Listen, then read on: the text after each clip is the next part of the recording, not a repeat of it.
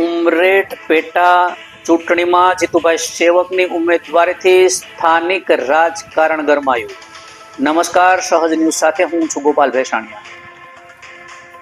ગુજરાતમાં ઉમરેઠ વિધાનસભાના ચાલુ ધારાસભ્ય ગોવિંદભાઈ પરમારના દુઃખદ નિધન બાદ અહીં પેટા ચૂંટણી જાહેર કરવામાં આવી છે. આગામી 23 તારીખે યોજાનારી આ ચૂંટણીને લઈને રાજકીય ગરમાવો વધ્યો છે.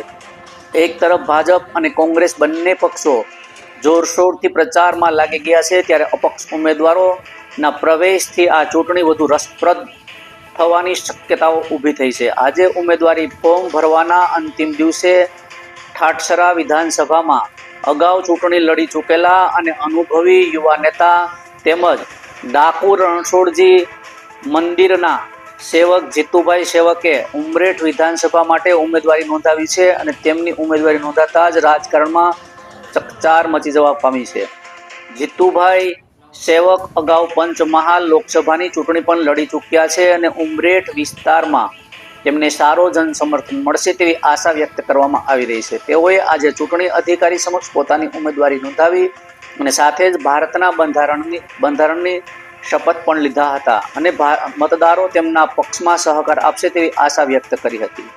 ઉમરેઠ વિધાનસભાની આ ચૂંટણી હવે વધુ ટક્કર ભરીને રસપ્રદ બનવાની શક્યતાઓ જણાઈ રહી છે. બ્યુરો રિપોર્ટ, સહજ ન્યૂઝ, ઉમરેઠ.